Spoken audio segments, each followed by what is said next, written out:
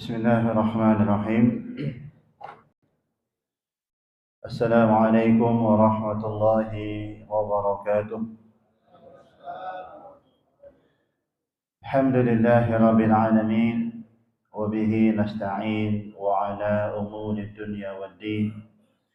Assalatu wassalamu ala nabiyyina Muhammadin wa ala alihi wa sahbihi ajma'in, amma ba'du. Rabbi shrah li sadri wa yassir li amri wahlul 'uqdatan min lisani yafqahu qawli. Allahumma inna nas'aluka 'ilman nafi'a wa na'udzu bika min 'ilmin la yanfa'. Allahumma bika asbahna wa bika amsayna wa bika nahya wa bika namut wa ilaikan nusyur. Ma'asyiral muslimin, Bapak Ibu sekalian, jamaah salat subuh Masjid Nurul Islam yang semoga senantiasa dirahmati Allah Subhanahu wa taala. Alhamdulillah, segala puja dan puji syukur marilah dapat senantiasa kita haturkan dan kita panjatkan kehadirat Allah Subhanahu wa taala atas segala limpahan nikmat, taufik dan hidayahnya, sehingga pada kesempatan pagi hari ini kita semua dimudahkan, kita semua diizinkan Allah Subhanahu wa taala untuk memulai hari ini dengan bersama-sama bersujud kepadanya. Mudah-mudahan Allah Subhanahu wa taala senantiasa menerima segala amalan-amalan kita dan memberkahi kehidupan kita. Allahumma amin. Dan kemudian kita manfaatkan sejenak waktu yang ada untuk dapat mengambil faedah dan pelajaran dari untayan ayat-ayatnya dan sabda-sabda Rasulnya Muhammad sallallahu alaihi wa ala alihi wasallam. Dan ma'asyiral hadirin, Bapak Ibu sekalian rahimakumullah, pada kesempatan pagi hari ini akan kita kaji satu materi tematik yang bernama atau berjudul masalah itu bernama masalah, ya.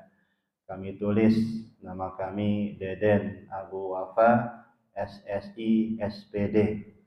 Apa SPD itu, Pak? Sarjana penuh derita, Pak. Makanya jadinya menuliskannya apa? Masalah jadinya. Karena apa? Penuh derita. Baik. Ma'asyiral hadirin, Bapak Ibu sekalian rahimakumullah. Apa sih masalah itu? Menurut Kamus Besar Bahasa Indonesia, masalah itu adalah sesuatu yang harus diselesaikan atau dipecahkan. Nama lainnya soal atau persoalan. Di antara pendapat ahli, Alinis Ilyas, seorang dosen di Universitas Islam Negeri Sunan Ampel, Surabaya, beliau menjelaskan masalah itu adalah adanya satu kesenjangan antara apa yang seharusnya dengan apa yang terjadi dalam kenyataan. Kemudian dalam pendapat yang lain, yaitu Bapak Noto Atmojo, seorang guru besar Universitas Indonesia, beliau mengatakan masalah merupakan suatu kesenjangan antara apa yang seharusnya terjadi dengan apa yang sudah terjadi tentang suatu perihal, atau kesenjangan antara kenyataan yang terjadi dengan yang seharusnya terjadi serta harapan dan kenyataannya. Sehingga ma'asyiral hadirin, Bapak Ibu sekalian rahimakumullah, secara ringkas masalah itu adalah ketika terjadi satu kesenjangan antara harapan kita dengan realita atau kenyataan yang terjadi. Harapan kita, keinginan kita punya uang yang pas-pasan. Pas butuh ada gitu maksudnya Pak ya. Pas butuh ada. Tapi realitanya ternyata tidak selalu seperti itu. Terjadilah masalah. Harapan kita dapat memiliki anak-anak yang qurrata a'yun, menyejukkan pandangan mata, patuh, nurut ya, tidak kemudian melakukan hal-hal yang tidak seharusnya harapannya. Namun ternyata pada suatu waktu anak-anak kita melakukan hal-hal yang tidak sesuai dengan harapan kita. Terjadilah masalah. Harapan kita dapat menyelesaikan pekerjaan-pekerjaan sesuai dengan target yang ditetapkan. Namun realitanya karena satu dan lain hal ternyata kita gagal dalam menuntaskan pekerjaan yang sudah ditargetkan. Terjadilah yang namanya masalah. Nah, kemudian ma'asyiral hadirin, Bapak Ibu sekalian rahimakumullah, hidup tanpa masalah mungkinkah? Ya. Apakah mungkin seorang manusia itu hidup tanpa masalah? Maka di sini mari kita perhatikan beberapa ayat-ayat Allah Subhanahu wa taala agar dapat memberikan pada kita satu referensi dalam membangun paradigma yang seharusnya dapat kita miliki. Yang pertama, ma'asyiral hadirin, Bapak Ibu sekalian rahimakumullah. Allah Subhanahu wa taala berfirman di dalam surat Al-Ankabut. Surat yang ke-29 ayat yang pertama sampai ketiga. A'udzu billahi minasy syaithanir rajim. Bismillahirrahmanirrahim. Alif lam mim. Ahasiban nasu an yutraku an yaqulu amanna wa hum la yuftanun. Wa laqad fatanna alladhina min qablihim falaya'lamanna Allahu alladhina shadaqu wa la ya'lamanna al-kadhibin. Allah Subhanahu wa taala berfirman yang artinya alif lam mim. Apakah manusia itu mengira bahwa mereka dibiarkan begitu saja mengatakan kami telah beriman sedangkan mereka tidak diuji lagi? Dan sesungguhnya kami telah menguji orang-orang yang sebelum mereka. Maka sesungguhnya Allah mengetahui orang-orang yang benar dan sesungguhnya Dia mengetahui orang-orang yang berdusta. Ma'asyiral hadirin, Bapak Ibu sekalian rahimakumullah, melalui ayat yang mulia ini Allah Subhanahu wa taala hendak menyampaikan pada kita suatu pesan bahwasanya Allah tidak akan membiarkan seorang hamba mengatakan kami telah beriman dan kemudian mereka tidak diuji oleh Allah Subhanahu wa taala. Artinya, ma'asyiral hadirin, Bapak Ibu sekalian rahimakumullah, ketika kita telah mengklaim, telah mengikrarkan diri sebagai seorang yang beriman, maka pasti ujian-ujian, permasalahan-permasalahan akan hadir dalam kehidupan kita. Yang di sana Allah Subhanahu wa taala hendak melihat siapa orang-orang yang konsisten, sungguh-sungguh dalam keimanannya dan siapa yang hanya berpura-pura dan main-main saja. Dengan adanya ujian akan tampak siapa orang yang istiqomah dan siapa orang yang hanya berpura-pura saja. Kemudian dalam ayat yang lainnya Allah Subhanahu wa taala berfirman dalam surat Al-Anbiya surat yang ke-21 ayat yang ke-35. Kullu nafsin dha'iqatul maut wa nabluukum bisyarri wal khairi fitnah wa ilaina turja'un. Allah Subhanahu wa taala berfirman yang artinya tiap-tiap yang bernyawa, berjiwa akan merasakan kematian.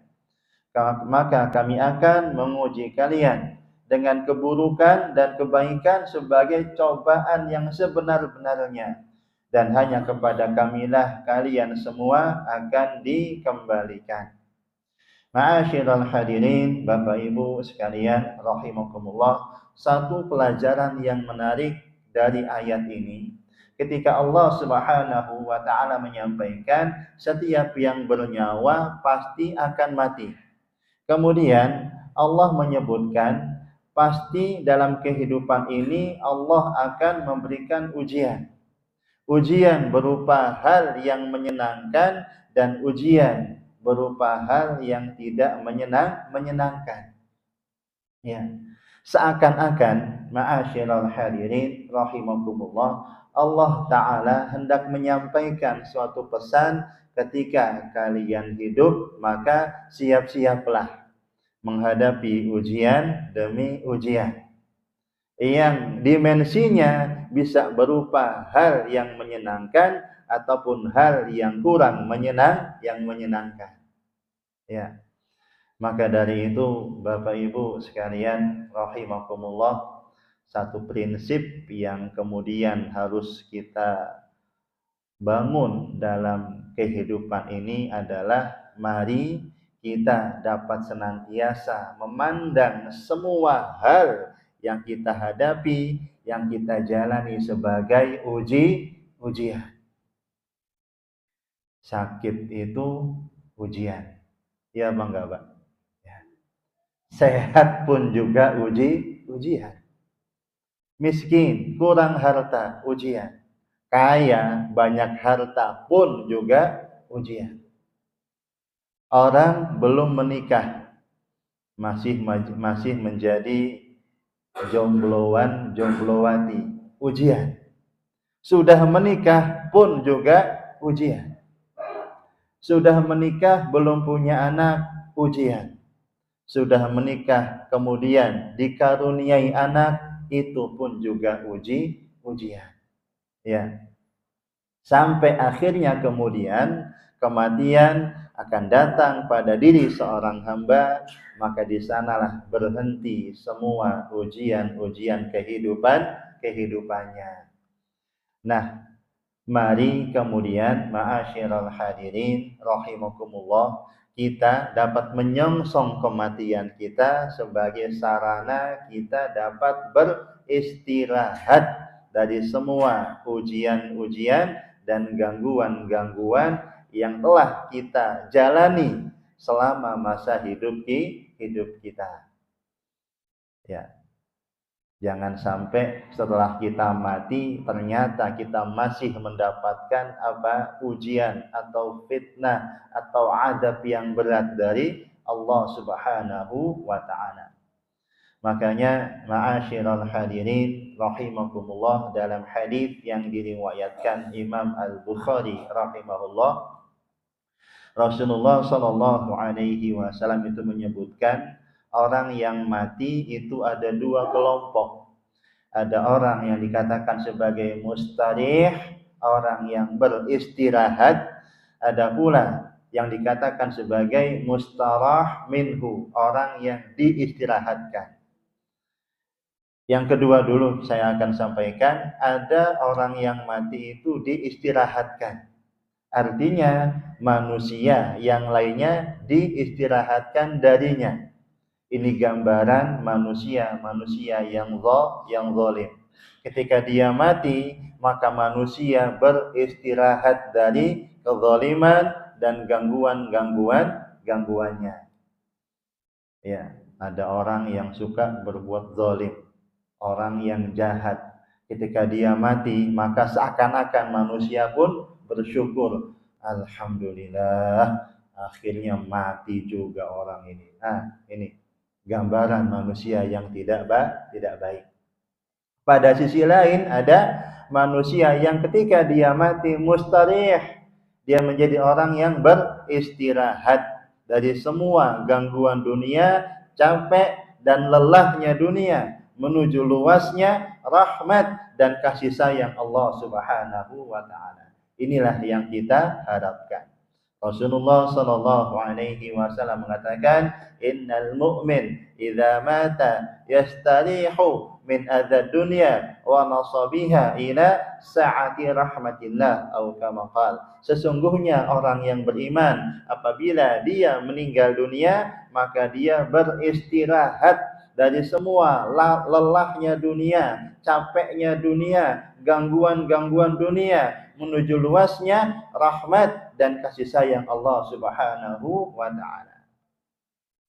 Kemudian ma'asyiral hadirin, Bapak Ibu sekalian rahimakumullah.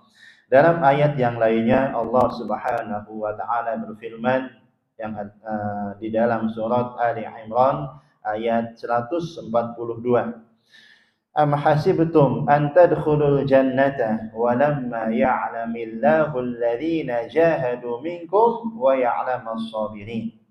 Apakah kalian menyangka, mengira bahwa kalian akan masuk ke dalam surga, padahal belum nyata bagi Allah orang-orang yang berjihad di antara kalian dan belum nyata orang-orang yang bersabar. Berarti ma'asyiral hadirin rahimakumullah, untuk dapat masuk surga seseorang itu memang harus melalui atau mengamalkan yang namanya kesabaran. Dan kesabaran itu hadir ketika kita mendapatkan masalah dan ujian. Ya.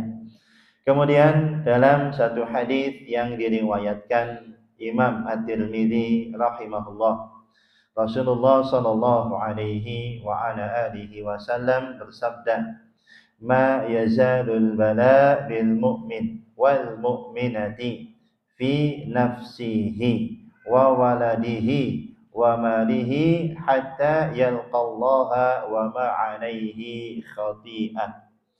Rasulullah Muhammad sallallahu alaihi wa ala alihi wasallam bersabda yang artinya tidak henti-hentinya, senantiasa terus ada musibah yang menimpa seorang mukmin dan mukminah dalam dirinya, permasalahan anaknya dan juga hartanya, sampai ia berjumpa dengan Allah tanpa membawa dosa sedikit pun.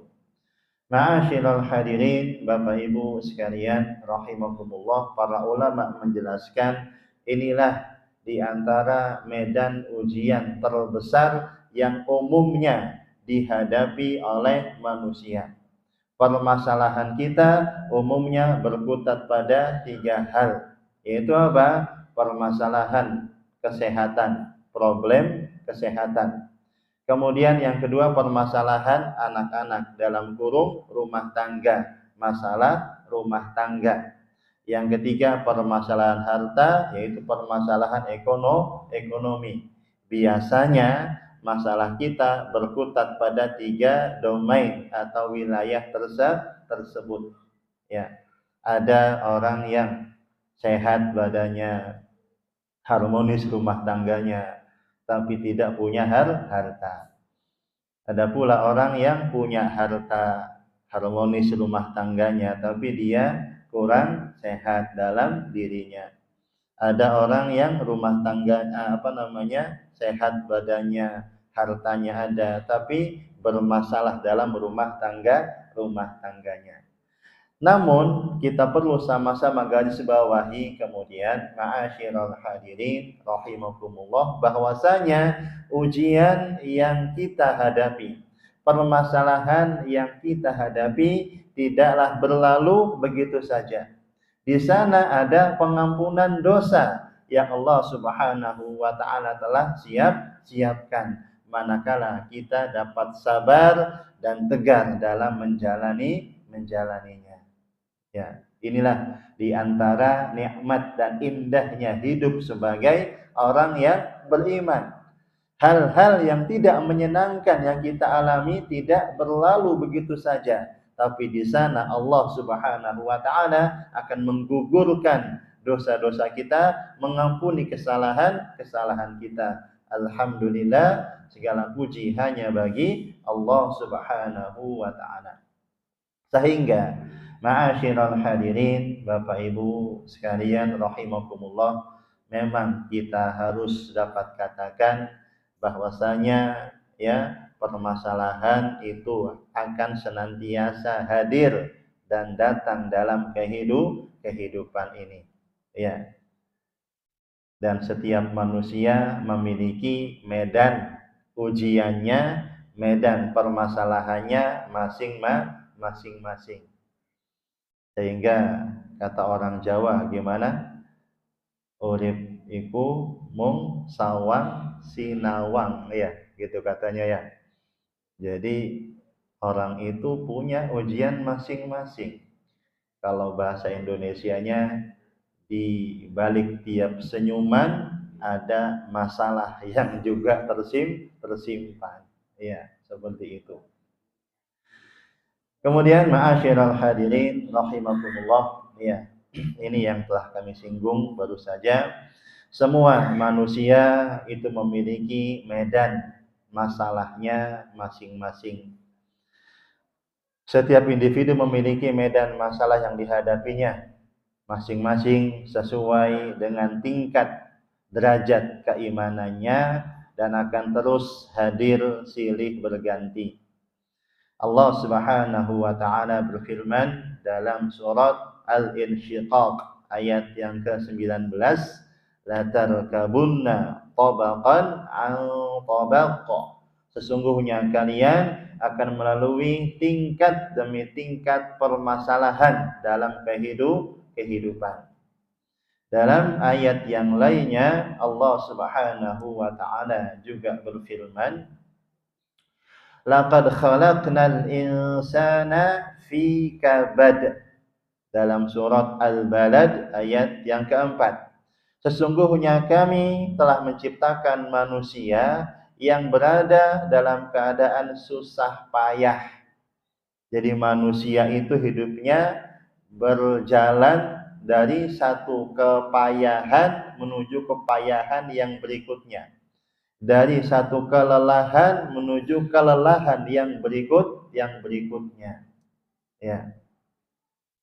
Sehingga ini merupakan suatu keniscayaan yang memang telah Allah Subhanahu wa taala gariskan dalam kehidupan. Kemudian ma'asyiral hadirin, Bapak Ibu sekalian rahimakumullah, ketika kita menghadapi suatu masalah, tentunya kita akan berusaha untuk dapat keluar dari permasalahan atau kesulitan tersebut.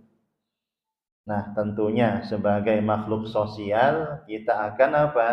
Berusaha untuk berdiskusi dengan kolega, dengan teman, atau kepada orang yang kita pandang dapat memberikan saran dan solusi. Hanya saja, ma'asyiral hadirin rahimakumullah, kita perlu sama-sama ingat, manusia itu siapapun dia tetap dalam keadaan lemah dan tidak berdaya. Artinya di sini kami hendak menekankan, berusahalah dengan cara yang baik untuk mendapatkan solusi. Tapi hati kita tetap bergantungnya hanya kepada siapa? Allah Subhanahu wa taala. Kita sakit misalkan, berobat ya ke dokter, ke rumah sakit mungkin yang paling dikatakan itu mutakhir atau yang paling hebat pelayanannya, dokter spesialis yang paling pintar dalam mengobati satu penyakit. Tapi tetap hati kita bergantung kepada siapa? Allah Subhanahu wa taala. Mereka hanya perantara yang kita usahakan mudah-mudahan dapat menyelesaikan permasalahan kesehatan kita. Tapi takdir sembuhnya atau tidak tetap di tangan Allah Subhanahu wa taala. Ya. Allah Subhanahu wa taala berfirman dalam surat An-Nisa ayat yang ke-28. wa khuliqal insanu dha'ifa, dan adalah manusia dijadikan bersifat lemah. Ketika Allah menyampaikan bahwa manusia dalam keadaan lemah, maka hendaklah rasa ketergantungan kepada manusia pun juga dapat ditempatkan sesuai kadar dan porsinya. Karena kalau kita terlalu berharap kepada manusia, terlalu bergantung pada manusia, atau bergantung kepada usaha kita, kita pasti akan kecewa. Ya, karena setiap manusia itu lemah, tidak berdaya. Yang berkuasa hanyalah Allah Subhanahu wa taala semata. Maka gantungkan harapan, sandarkan harapan hanya kepada yang maha berkuasa, yaitu Allah Subhanahu wa taala. Kemudian ma'asyiral hadirin, Bapak Ibu sekalian rahimakumullah, dalam menyelesaikan satu permasalahan, ya, tentunya juga seorang manusia akan mengambil sikap dan keputusan yang memang dia rasa perlu untuk diambil. Nah, ada kalanya ini terjadi perbedaan sikap dan sudut pandang di antara kita dalam memandang suatu permasalahan. Maka yang kita perlu sama-sama garis bawahi di sini ialah apabila ada perbedaan dalam sikap, ya, maka mari dapat kita sama-sama terima dengan hati yang bersih, dengan dada yang lapang. Dalam permasalahan yang memang itu tidak ada satu ketentuan dalil dari Al-Qur'an ataupun hadis Rasulullah sallallahu alaihi wa ala alihi wasallam. Ya, sehingga salah dan benar dalam sikap itu sangatlah relatif. Ya. Allah Subhanahu wa taala berfirman dalam surat At-Tahrim ayat yang pertama. Ya ayyuhan nabiyyu lima tuharrimu ma ahallallahu lak tabtaghi mardata azwajik wallahu ghafurur rahim. Wahai sekalian nabi, mengapa engkau mengharamkan apa yang Allah halalkan bagimu? Kamu mencari kesenangan hati istri-istrimu, dan Allah Maha Pengampun lagi Maha Penyayang. Ma'asyiral hadirin, Bapak Ibu sekalian rahimakumullah, ayat ini turun, ada kisahnya berkenaan dengan permasalahan dalam rumah tangga Nabi Muhammad sallallahu alaihi wasallam. Jadi Nabi pun juga ada masalah dalam rumah tangganya, ya. Satu ketika Rasulullah Shallallahu Alaihi Wasallam itu, ya, datang ke rumah salah satu istrinya yang bernama Maria Al-Qibtiyah. Di sana itu Rasulullah Shallallahu Alaihi Wasallam minum madu ma'afir dari Yaman. Yang madu itu manis rasanya, tapi mengeluarkan aroma yang kurang sedap. Ya, dan Rasulullah Shallallahu Alaihi Wasallam itu, ya, senantiasa menjaga dirinya, jangan sampai kemudian dirinya itu, ya, melakukan perbuatan-perbuatan yang dapat menjadikan dirinya itu mengeluarkan aroma yang tidak sedap. Kemudian pada saat yang sama ada Aisyah dan Hafsah yang mereka ini juga istri Nabi. Mereka itu cemburu dengan datangnya Rasulullah ke rumahnya Maria. Dan kemudian mereka melakukan satu konspirasi mungkin, ya, untuk sedikit menekan Rasulullah dengan mengatakan, kalau nanti datang ke rumah kita katakan, ya Rasulullah, Anda tadi minum madu, ya. madu ma'afir ya, madu Yaman yang aromanya nggak sedap itu. Maka kemudian ketika Rasulullah Shallallahu Alaihi Wasallam datang ke rumahnya Hafsah, Hafsah menanyakan itu, ya Rasulullah, tadi Anda minum madu ma'afir kah? Ya, yang nggak sedap itu aromanya. Ketika Nabi datang ke rumah Aisyah, juga Aisyah mengatakan hal yang sama. Maka Nabi pun kemudian apa? Merasa tidak nyaman dan mengatakan, demi Allah saya tidak akan minum madu lagi selama-lamanya. Ini sikap yang sempat diambil oleh Rasulullah Shallallahu Alaihi Wasallam. Nah, dalam tataran ini, inilah sikap yang beliau ambil. Tapi kemudian itu tidak direstui oleh Allah Subhanahu wa taala. Madu itu halal, ya. Kenapa kau Anda mengharamkan sesuatu yang Allah telah halalkan bagi diri Anda? Nah, ma'asyiral hadirin rahimakumullah. Ketika kita berinteraksi dengan orang lain, sangatlah wajar terjadi adanya perbedaan sudut pandang dan sikap dalam melihat suatu permasalahan. Dalam keadaan seperti ini, maka tidak dapat dijustifikasi siapa yang benar dan siapa yang salah. Maka hendaknya diri kita dapat saling menghargai perbedaan pendapat dan sikap yang ada, dan kemudian menyerahkan kepada ulil amri yang ada untuk diambil kebijakan yang dirasa paling relevan.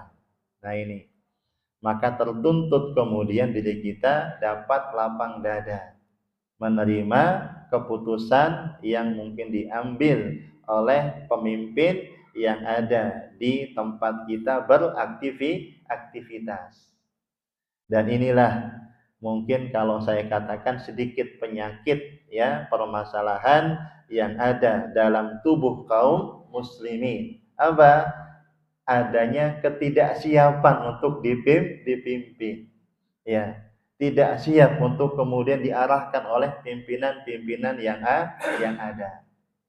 Ya, masjid saja kalau nggak ada ketua takmir yang mengarahkan, mengambil keputusan, memberikan kebijakan, akan benar-benar apa? Tidak berjalan dengan baik. Maka di sanalah butuh adanya pemimpin yang diangkat dan dirasa dapat memberikan kebijaksanaan dalam membuat keputusan. Ketika dirasa itu tidak sesuai dengan keinginan kita, dengan kehendak kita, tetap diterima. Nah, seperti itu. Poin penting yang perlu dan harus senantiasa diingat adalah apapun sikap dan sudut pandang yang kita ambil dalam memandang suatu permasalahan, haruslah terbebas dari unsur hawa nafsu dan kepentingan. Nah ini Pak, dua hal yang menjadi cikal pangkal permasalahan di antara manusia. Adanya unsur hawa nafsu dan kepentingan yang bermain. Sehingga akan menjadi runyam banyak permasalahan yang sederhana. Ketika di sana ada hawa nafsu dan kepentingan. Maka saya ingat betul waktu itu Bapak Haidar Nasir menyampaikan ya di hadapan para menteri dalam suatu forum, saya agak lupa, di Jakarta itu beliau menyampaikan bangsa kita ini kehilangan satu hal, yaitu ketulusan. Ya, ketulusan dalam memberikan satu arahan, ketulusan dalam memandang, dalam memberikan satu keputusan. Hilang ketulusannya, ditunggangi oleh hawa nafsu dan kepentingan. Ya. Maka mari tetap kita pandang saudara kita yang mungkin berbeda sikap dan sudut pandang dengan kita dengan pandangan ukhuwah. Terlalu banyak contoh-contoh dalam perjalanan hidup para sahabat, ulama, serta orang-orang soleh yang memberikan kepada kita gambaran bahwasanya mereka juga ada kalanya berselisih dan berbeda pendapat. Namun yang indah adalah hal tersebut tidak menjadikan mereka saling membenci dan bermusuhan. Maka bagaimanapun perbedaan pendapat yang terjadi di antara kita, hendaknya kita pun dapat saling memandang saudara kita dengan pandangan ukhuwah dan persaudaraan.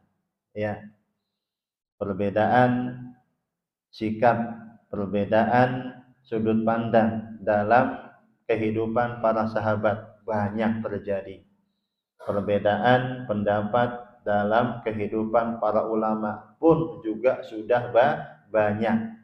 Tapi indahnya mereka tidak saling memusuhi, tidak saling membenci.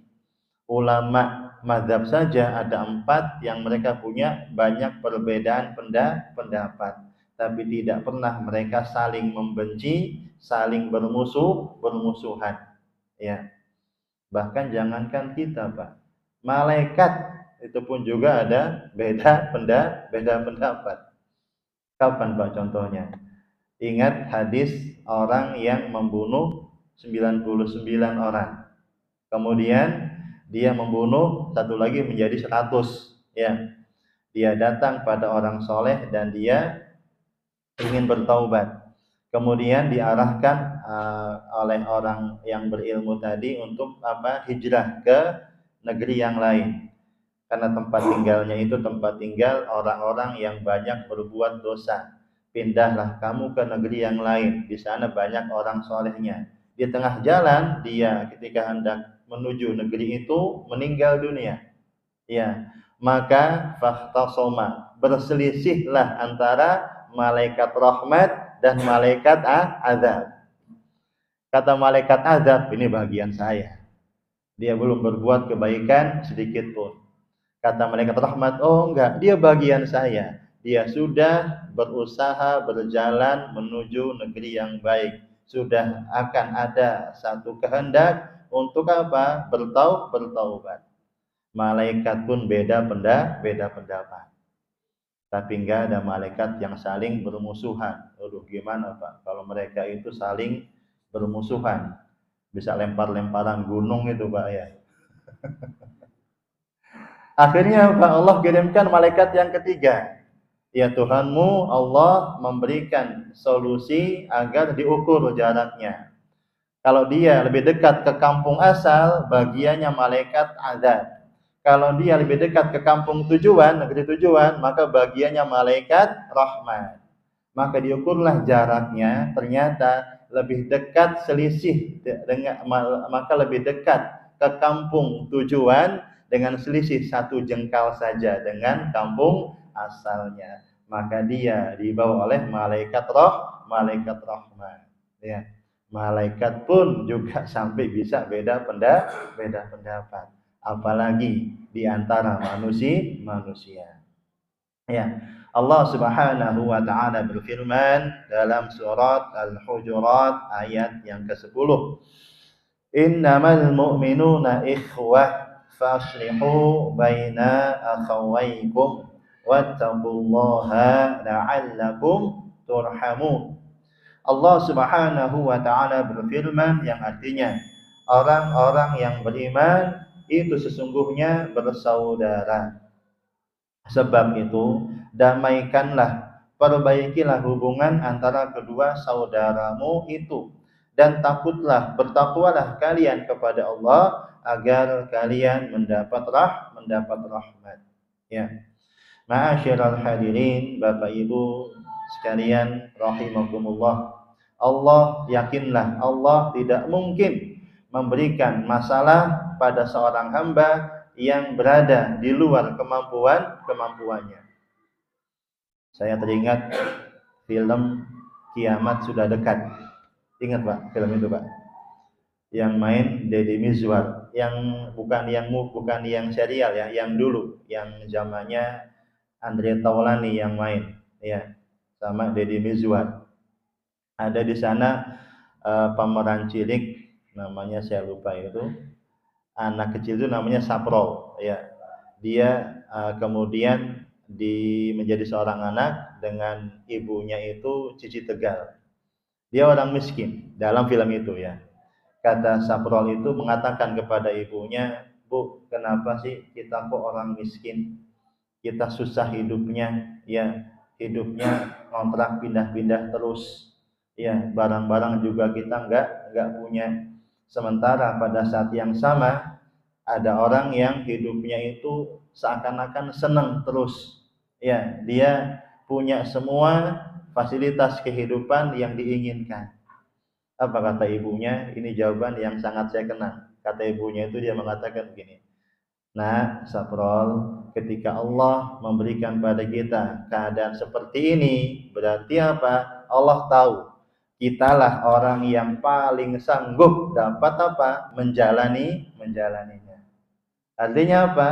Allah tahu kita sanggup dapat menjalaninya, menghadapinya. Karena Allah tidak mungkin memberikan beban pada seorang hamba, memberikan ujian pada seorang hamba yang di luar batas kemampuannya. Allah Subhanahu wa taala berfirman dalam surat Al-Baqarah ayat 286, "La yukallifullahu nafsan illa wus'aha, laha ma kasabat wa 'alaiha maktasabat." Allah tidak membebani seseorang melainkan sesuai dengan kesanggupannya. Ia mendapatkan pahala dari kebajikan yang diusahakannya, dan ia mendapat siksa azab dari kejahatan yang dikerjakannya. Maka solusi pasti ada. Tunggulah. Allah Subhanahu wa taala berfirman, "Fa inna ma'al usri yusran. Inna ma'al usri yusran."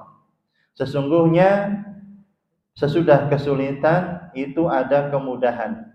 Ini sesungguhnya ini pakai kata-kata ma'a itu bersama. Sesungguhnya bersama kesulitan di sana ada kemudahan.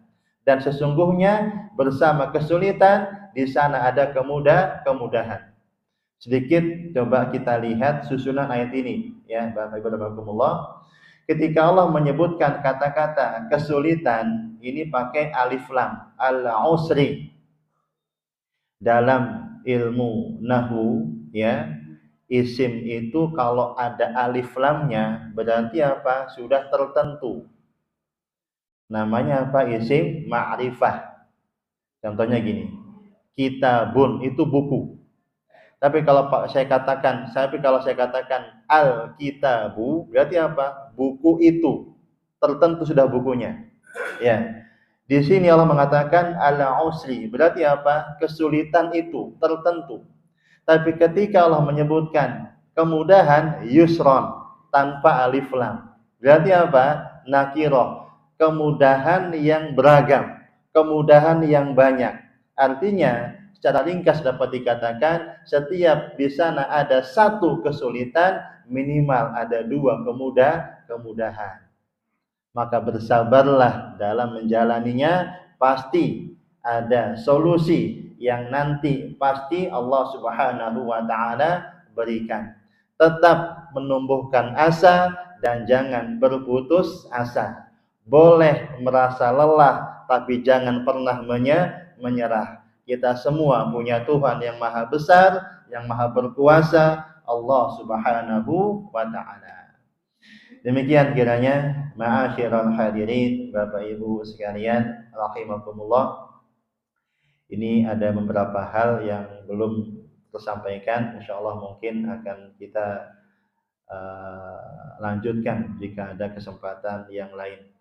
Mudah-mudahan Allah Subhanahu wa taala senantiasa memberikan pada kita kekuatan, ketabahan, kesabaran dalam menjalani dinamika kehidupan ini, susah senangnya, sedih bahagianya, dan Allah Subhanahu wa taala tetap berikan pada kita keistiqomahan sampai kita wafat meninggal dunia dalam keadaan bertauhid dan husnul khotimah. Dan Allah Subhanahu wa taala jadikan kematian kita sebagai kematian yang indah, kematian yang di sana kita beristirahat menuju luasnya rahmat dan kasih sayang Allah Subhanahu wa taala. Allahumma amin.